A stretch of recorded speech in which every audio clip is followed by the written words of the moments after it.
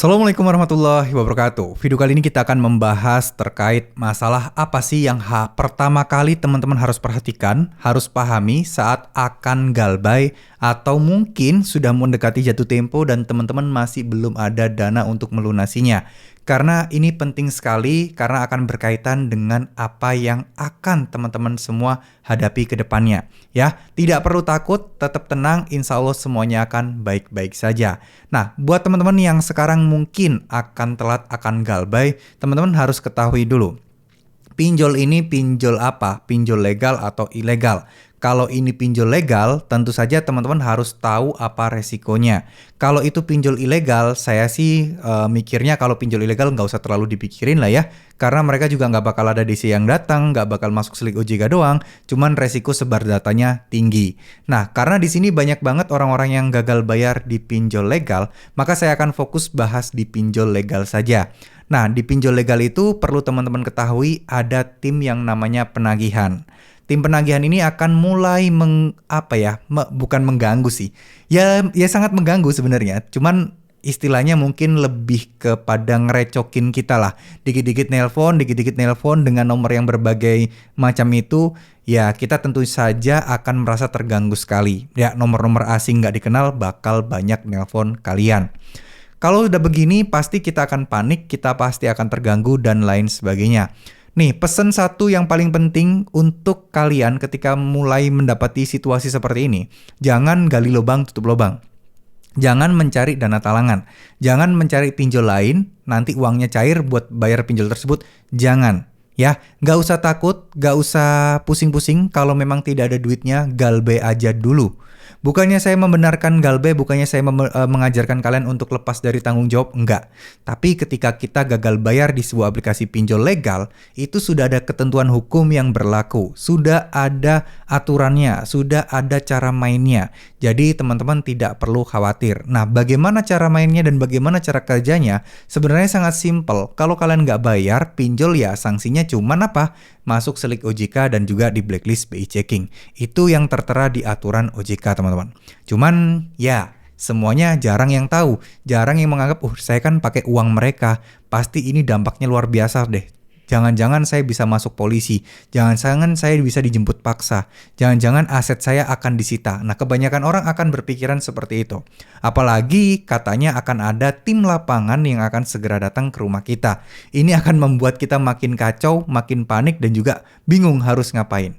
Ya, jadi selama kalian masih belum ada uangnya, saya rasa galbay adalah jalan yang terbaik. Kenapa saya bilang terbaik? Karena ya daripada gali lubang tutup lubang, lebih baik galbay aja. Sama-sama nggak baik sebenarnya. Cuman mana yang lebih minim resikonya. Kita harus pinter-pinter dan pandai-pandai untuk mentelaah skala prioritas. Ya, jadi kalian lebih memprioritaskan yang mana? Udah, masalah berhenti di sini aja atau masalah makin runyam dengan galbay sana, galbay sini, dan seterusnya. Ini sangat-sangat penting sekali untuk teman-teman semua pahami. Ya, karena jujur aja, kalau menurut saya pribadi agak sulit sih untuk memahami hal tersebut. Agak sulit untuk bagi teman-teman yang baru galbay untuk bisa tetap tenang. Cuman saya pengen menekankan bahwa ini bukan segala-galanya. Ini bukan akan memberikan dampak yang luar biasa untuk kehidupan kalian. Enggak. Selama kalian bisa menyikapinya dengan cuek, dengan biasa aja, maka ini bukan menjadi sesuatu resiko yang luar biasa. Ya. Kalau saya boleh saran, teman-teman mungkin untuk yang awal-awal mulai untuk galbay, yang mulai panik, gelisah, dan seterusnya, kemudian mikir yang tidak-tidak, mulai untuk bersikap pasrah dulu.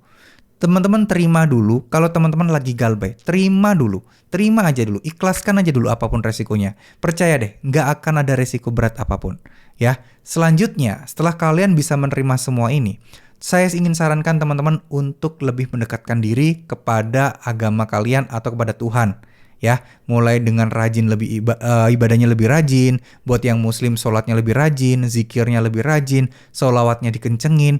Hal-hal yang berhubungan dengan religius seperti ini secara nggak langsung bertahap demi tahap akan membuat mental kalian jauh lebih tenang, jauh lebih mudah untuk menerima segala ancaman, itu jauh lebih berani karena kalian yakin akan pertolongan Tuhan, dan tentu saja ini akan berdampak baik untuk kalian ke depannya.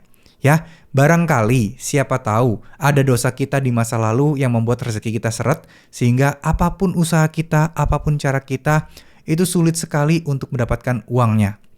Sulit sekali untuk sukses. Barangkali ada dosa-dosa kita yang belum terampuni, siapa tahu itu yang membuat rezeki kita seret. Oleh karena itu, ada baiknya untuk kita mulai untuk bertobat. Ya, bertobat itu nggak harus untuk orang-orang yang punya dosa besar kok. Nggak. Kita pun kadang nggak menyadari kalau kita punya dosa. Jadi sebaiknya buat teman-teman setelah ibadah, memohon ampun untuk diampuni segala dosa-dosa dan diberikan kemudahan dan kelancaran segala urusan, serta terutama rezeki. Dan bisa melewati masa-masa sulit gagal bayar di aplikasi pinjaman online seperti ini. Karena tidak ada tempat kembali terbaik selain ke Tuhan kita, teman-teman. Karena kalian mungkin bisa mencari motivasi dari si A, si B, dari saya. Paling bertahan cuman seminggu, habis itu kalian lupa lagi, habis itu teman-teman pasti panik lagi dan gelisah lagi. Nah, ada baiknya kalau kita kembali kepada Tuhan. Dengan kita kembali kepada Tuhan, itu akan lebih mempermudah jalan kita ke depannya. Oke, terima kasih. Mohon maaf jika ada salah-salah kata. Wassalamualaikum warahmatullahi wabarakatuh.